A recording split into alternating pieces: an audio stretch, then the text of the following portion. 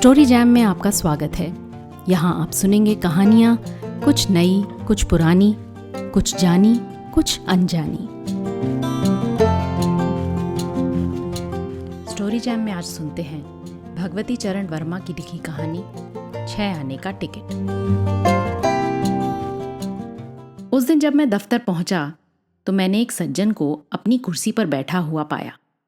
ये सज्जन अपने दोनों पैर मेज पर रखे हुए गुनगुना रहे थे और कभी कभी एक पेंसिल से अपनी जांघों पर रखे हुए मेरे लेटर पैड पर एक आध लाइन भी लिख देते थे।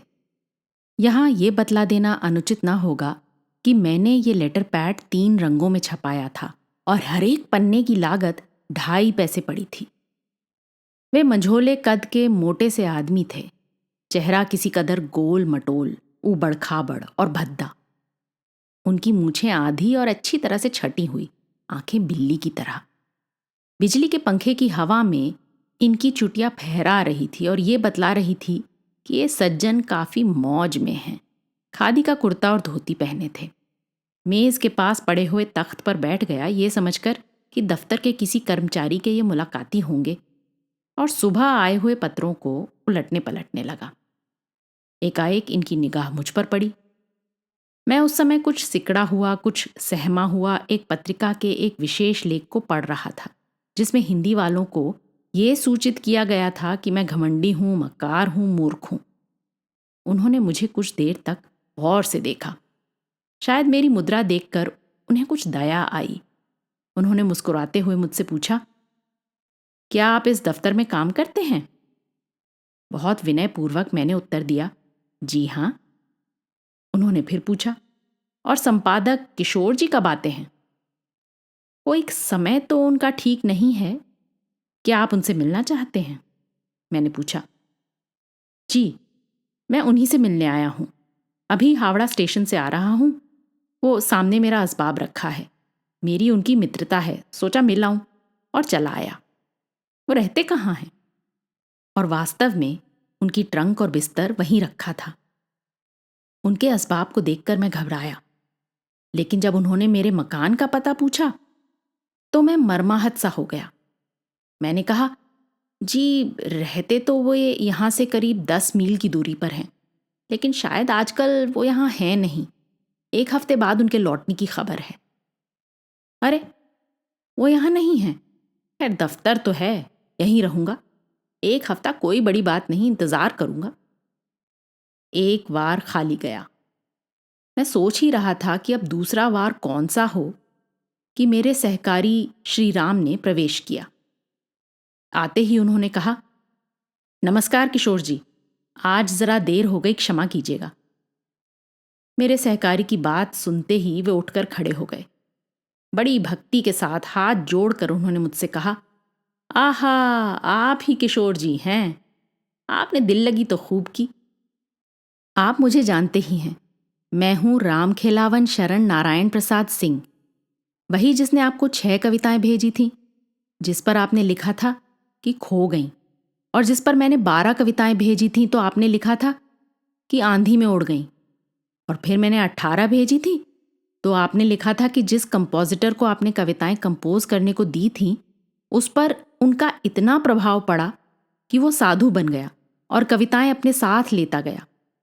लिहाजा मैं खुद अब अपनी 24 कविताएं लेकर आपकी सेवा में उपस्थित हुआ हूं। अब मुझे भी आतिथ्य सत्कार की सरगमी दिखलाने को मजबूर होना पड़ा। मैंने कहा, ओह, तो आप ही रामखेलावन शरण नारायण प्रसाद सिंह हैं। आपका इस कुटी में स्वागत है। आपके दर्शनों से मैं कृतार्थ हो गया। इसके बाद मैंने अपने सहकारी से कहा, श्री राम जी, आपके ठहरने का छेदीलाल जी की धर्मशाला में प्रबंध करा दें। कमरा अच्छा होना चाहिए। और लेकिन मेरी बात पूरी ना हो पाई कि बीच ही में मेरे अतिथि ने बात काट कर कहा, जी धर्मशाला में ठहरना मैं कभी पसंद नहीं करता। चोरों और बदमाशों का वहां जमघट रहता है। मैं इसी दफ्तर में अतिथि गृह में ठहर जाऊंगा। उससे आपकी सेवा करने का मुझे पूरा अवसर प्राप्त होगा। मेरे दफ्तर में अतिथियों के लिए एक कमरा है। इसका पता भगवान जाने किस प्रकार श्री रामखेलावन शरण ने लगा लिया था। मैं निरुत्तर रह गया। 4 दिन बाद सुबह के समय जब मैं सोकर उठा तो मुझे ये देखकर महान आश्चर्य हुआ कि श्री रामखेलावन शरण नारायण प्रसाद सिंह बरामदे में एक कुर्सी पर बैठे हैं और उनके सामने उनका बिस्तरा तथा ट्रंक रखा है। मुझे देखते ही वो तपाक के साथ उठे, प्रणाम करके मुस्कुराते हुए उन्होंने मुझसे कहा, कल रात मैंने ये तय किया कि मुझे आपका संपर्क पूर्ण रूप से प्राप्त नहीं हो रहा है, क्योंकि दफ्तर में दिन भर आप व्यस्त रहते हैं। आपकी अमृतवाणी मैं नहीं सुन पाता, लिहाजा मेरा आपके घर में आपके साथ ही रहना उचित होगा। इसके साथ ही बाजार का भोजन मुझे रुचिकर नहीं होता, यहाँ घर का भोजन मिलेगा। मेरी सबसे बड़ी कमजोरी ये है कि आदमी मैं मुरव्वत वाला हूं और आसानी से ना नहीं कह सकता हूं। लिहाजा अब श्री रामखेलावन शरण नारायण प्रसाद सिंह मेरे निजी अतिथि बनकर मेरे घर पर जम गए। रोज सुबह वो मेरे साथ चाय पीते, भोजन करते, दफ्तर जाते थे। उनका ट्राम का किराया मुझे ही देना पड़ता था, क्योंकि कंडक्टर के पास आते ही वो मेरा मुंह देखने लगते थे। एक दिन दफ्तर पहुंचकर उन्होंने मुझसे कहा, किशोर जी, आज इच्छा होती है कलकत्ता घूम आऊं। बड़ी प्रसन्नता की बात है, मैंने उत्तर दिया। जरा आप अपना ट्राम का टिकट दे दीजिए। वो मेरे नाम है, आप पकड़े जाएंगे, मैंने कहा। वाह, आपके दफ्तर के सभी आदमी तो उसका प्रयोग करते हैं, मैं क्या मूर्ख हूं जो पकड़ा जाऊंगा। और उस दिन वो मेरा ट्राम का टिकट ले गए। मुझे अपने आदमियों को ट्राम का किराया देकर ट्राम पर भेजना पड़ा, और शाम को जो मैंने हिसाब लगाया तो 10 आने का मुझे नुकसान हुआ। दूसरे दिन जब उन्होंने फिर ट्राम का टिकट मांगा तो मैंने उत्तर दिया, मुझे बड़ा दुख है, ट्राम का टिकट मुझसे मेरे एक मित्र ले गए। उन्होंने ठंडी सांस भरकर कहा, कोई बात नहीं, मैं उनकी प्रतीक्षा कर रहा हूं, उनके आने पर चला जाऊंगा। और उस दिन अपने झूठ को छिपाने के लिए दिन भर अपने आदमियों को ट्राम के किरायों के पैसे देकर भेजना पड़ा।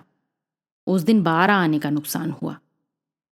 तीसरे दिन उन्होंने फिर ट्राम का टिकट मांगा और मैंने फिर वही बहाना किया। पर उस दिन के लिए मैंने एक स्कीम सोच ली थी। जैसे ही दफ्तर का कोई कर्मचारी बाहर जाने लगा तो मैं उसके साथ दफ्तर से बाहर निकला। बाहर निकलकर एकांत में उसे अपना टिकट दिया और उससे कह दिया कि वो मुझे बुलाकर एकांत में ही टिकट वापस करे। लिहाजा रोज का अब मेरा यही दस्तूर हो गया। इतवार के दिन सुबह मेरे साथ चाय पीते हुए श्री रामखेलावन शरण नारायण प्रसाद सिंह ने मुझसे कहा, किशोर जी, आज तो आपकी छुट्टी है, आज आप मुझे कलकत्ता घुमा दीजिए। मैं उस दिन कुछ झल्लाया हुआ था। मैंने उत्तर दिया, मुझे दुख है कि मुझे आपकी सेवा करने से वंचित रहना पड़ेगा, क्योंकि आज मुझे कई लोगों से मिलने जाना है। और ये कहकर मैंने अपने नौकर भीखू को आवाज दी, देखो बाबूजी को आज शहर घुमा लाओ, 2 6 आने वाले टिकट ले लेना दिन भर के। ये कहकर मैंने 1 रुपया भीखू के सामने फेंक दिया। लेकिन उसी समय श्री रामखेलावन शरण बोल उठे, नहीं, 1 ही टिकट लाना, मैं अकेले ही घूम लूंगा। और भीखू ने 6 आने वाला टिकट उनके हवाले कर दिया। उस दिन उन्होंने जो चाय पी तो मैं दंग रह गया। 4 टोस्ट और छटाक भर मक्खन के अलावा उन्होंने पूड़ियों के साथ 4 लंगड़ा आमों का नाश्ता किया। इसके बाद वो 6 आने वाला टिकट जेब में रखकर कलकत्ता घूमने निकल पड़े। चलते हुए उन्होंने मुझसे कहा था, आप मेरे भोजन की प्रतीक्षा ना कीजिएगा, रात में लौट कर भोजन करूंगा। दिन भर मैं कामकाज में व्यस्त रहा। रात को मैं करीब 11 बजे घर लौटा, लेकिन एक अजब सन्नाटा मुझे मालूम हुआ। नौकर चाकर सभी मौजूद थे, लेकिन न मुझे भक्तिपूर्वक प्रणाम करने वाला मेरा भक्त था और न लगातार प्रश्नों की झड़ी लगाने वाला, अजीब अजीब शंकाएं उठाने वाला और मेरी सूनी जिंदगी की सुख शांति हरने वाला मेरा अतिथि था। यानी श्री रामखेलावन शरण जी अभी तक न लौटे थे। नौकर मेरा खाना ले आया, लेकिन यकीन दिलाता हूं, मुझसे खाना ना खाया गया। मैं ना जाने क्यों अपने अतिथि के लिए चिंतित हो उठा था। कलकत्ता बहुत अच्छा शहर नहीं है और श्री रामखेलावन अपने जीवन का जहाज लेकर अकेले ही इस कलकत्ता नामक महासागर में निकल पड़े थे। मुझे चिंता हो रही थी कि कहीं बस के नीचे तो नहीं आ गए, या रास्ता तो नहीं भूल गए, या उन्हें कोई भगा तो नहीं ले गया। मुझे अच्छी नींद भी नहीं आई। बिस्तर पर मैं करवटें बदलने लगा। मुझे आश्चर्य हो रहा था कि श्री रामखेलावन शरण के प्रति मुझ में इतनी अधिक ममता कैसे आ गई। एकाएक मैं चौंक उठा। टेलीफोन की घंटी बज रही थी। मैं उठा। घड़ी पर मेरी नजर गई और उस समय 3 बजे थे। धड़कते दिल के साथ कांपते हुए हाथों से मैंने रिसीवर उठाया। हेलो। उत्तर मिला, भवानीपुर थाने से बोल रहा हूं। आपके यहां कोई रामखिलावन शरण प्रसाद सिंह तो नहीं ठहरे हैं? मेरा चेहरा पीला पड़ गया। मैंने घबरा कर पूछा, खैरियत तो है, जिंदा है ना? एक हंसी की आवाज सुनाई पड़ी। जी हाँ, है तो खैरियत से, लेकिन पिए हुए हैं। आध घंटा हुए लाए हैं, आप उन्हें ले जाइए। रिसीवर मैंने रख दिया। मैं आसमान से गिरा। तो हमारे श्री रामखिलावन शरण प्रसाद सिंह इतने पहुंचे हुए आदमी हैं। विश्वासों को एक भयानक धक्का लगा। जी चाहता था जमीन फट जाए और मैं उसमें समा जाऊं। जब श्री रामखिलावन शरण नारायण प्रसाद सिंह ऐसे आदमी पी सकते हैं और इतनी पी सकते हैं कि थाने में बांध दिए जाएं, तब मेरे ना पीने का अर्थ यही कि मेरी जिंदगी अकारण गई। बहरहाल अपने अतिथि को हवालात से लाना ही था और मैं हवालात पहुंचा। पहुंचकर 5 रुपये देकर श्री रामखिलावन शरण को मैंने छुड़ाया और उन्हें घर लाया। घर आते ही श्री रामखिलावन शरण ने खींच कर एक गिलास पानी पिया और माथा पकड़कर बैठ गए। अब देखिए कि उनकी आंखों से टप टप आंसू गिर रहे हैं और वे मौन बैठे हैं, ना हिलते हैं, ना डोलते हैं, ना बोलते हैं, ना चालते हैं। आखिरकार मुझे बात आरंभ करनी पड़ी। रामखिलावन शरण जी, भला आपको ये क्या सूझी कि आप पीकर रास्ते में निकले? इस सवाल का पूछना था कि श्री रामखिलावन के उद्गारों का फूट निकलना था। मैं शपथ से कहता हूं कि मैंने मदिरा पान का जघन्य पाप नहीं किया है। बदमाश पुलिस वालों ने मुझे जबरदस्ती ही बंद कर दिया। यह क्यों? मैंने पूछा। यह मेरा दुर्भाग्य है। मुझमें अब जान नहीं है। इतना थका हुआ हूं। आज 6 आने के टिकट ने मुझे मार डाला। ये कैसे? सहानुभूति दिखाते हुए मैंने पूछा, पर मुझमें सहानुभूति की अपेक्षा कौतूहल की मात्रा अधिक थी। देखिए किशोर जी, आपने मुझे 6 आने का टिकट दे ही दिया था।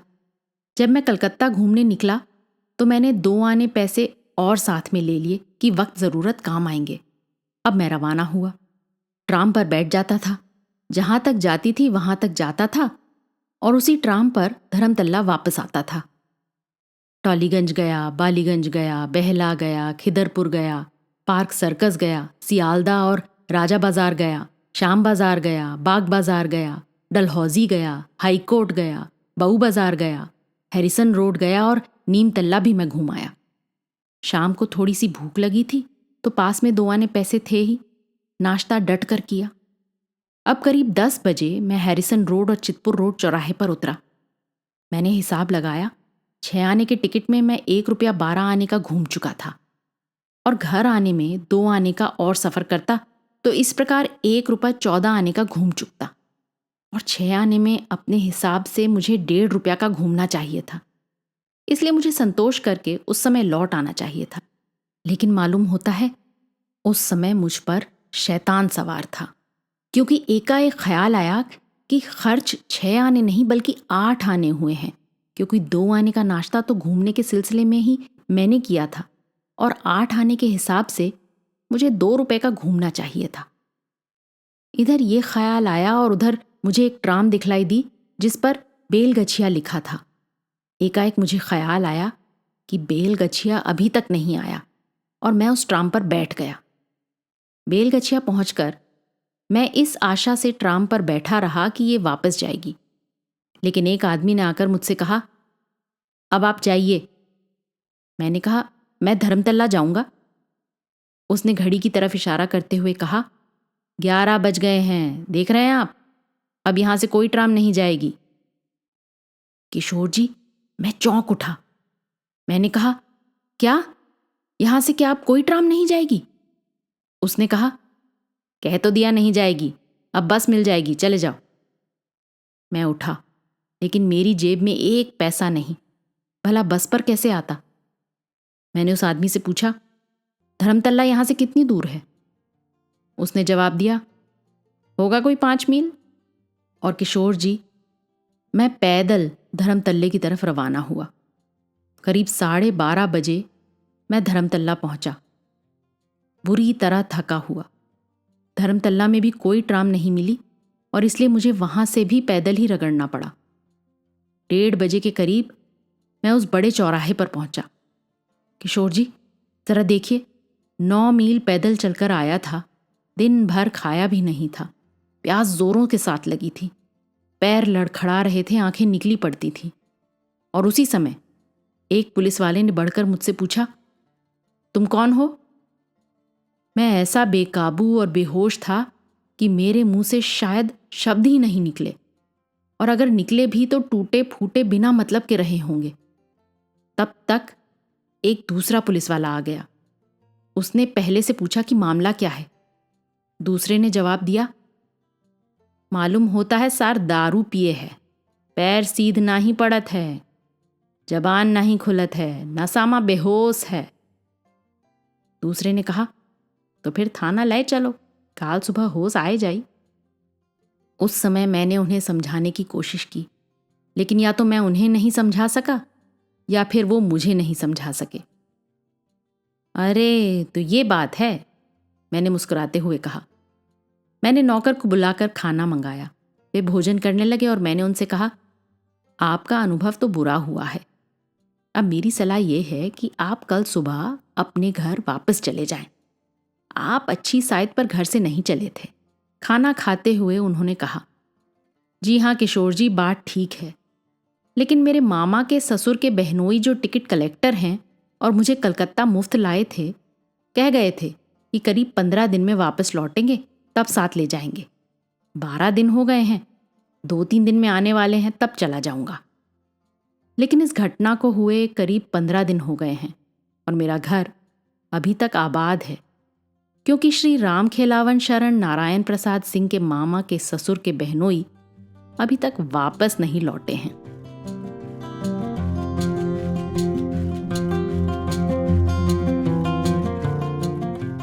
आज की कहानी आपको कैसी लगी अपने कमेंट्स ज़रूर लिखिएगा, साथ ही सब्सक्राइब कीजिएगा। आपके फैमिली और फ्रेंड्स में आप जैसे ही कहानियों के शौकीन कदरदान और हैं, उन्हें ये कहानी व्हाट्सएप पर फॉरवर्ड करें। अगली बार फिर मिलेंगे एक और कहानी, लेख या कविता के साथ। तब तक अलविदा।